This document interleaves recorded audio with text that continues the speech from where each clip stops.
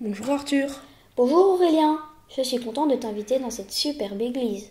Regarde déjà ce porche. Le plafond est superbe.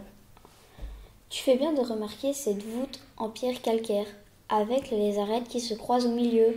Sur une clé, reconnais-tu l'animal? On dirait un agneau.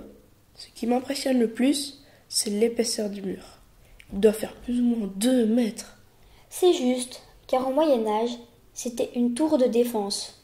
Tu sais que dans la tradition catholique, on fait un signe de croix en entrant dans l'église. Regarde à ta gauche, le bénitier en pierre bleue. Il date de 1617.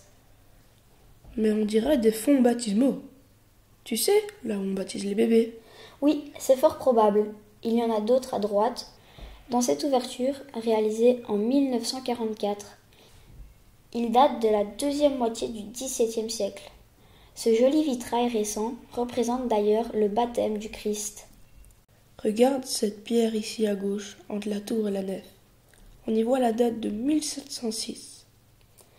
C'est la pierre tombale de François Braz, qui était le seigneur d'Avernat et de Bertré, à la fin du XVIIe siècle. Dans cette église, beaucoup de vieilles pierres tombales ont été scellées dans les murs. Viens vers le chœur. Regarde au plafond. Je lis 1768. Eh bien, c'est justement la date de la grande restauration de cette église. Et depuis, elle n'a plus trop changé, même si elle a encore été restaurée dans les années 1970. Regarde les voûtes du chœur. Elles dateraient de la reconstruction de l'édifice au XIVe siècle. Une phrase en latin surmonte le maître-autel en chêne. Virginie Assumptae dicavit abbas natalis. Elle signifie « L'abbé Natalis m'a dédié à Notre-Dame de l'Assomption ».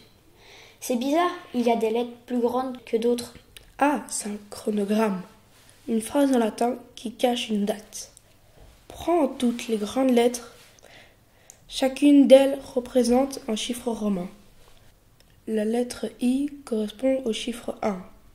V pour 5, X pour 10, L pour 50, C pour 100, D pour 500 et M pour 1000.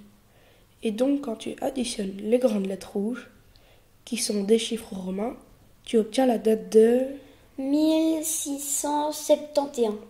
Ah, c'est la date qui correspond à la consécration de l'église à la Vierge de l'Assomption, représentée dans la peinture plus récente au-dessus de l'autel. Retournons dans la nef.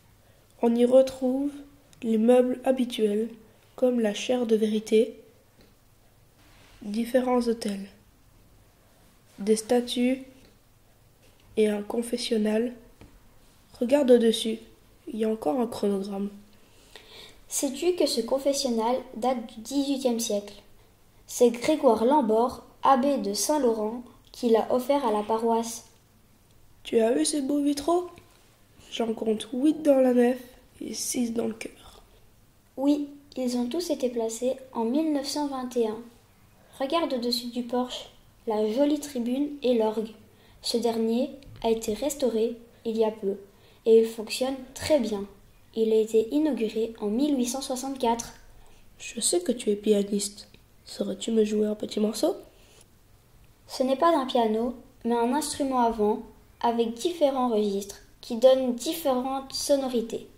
Et en plus, on joue aussi avec les pieds. C'est très compliqué.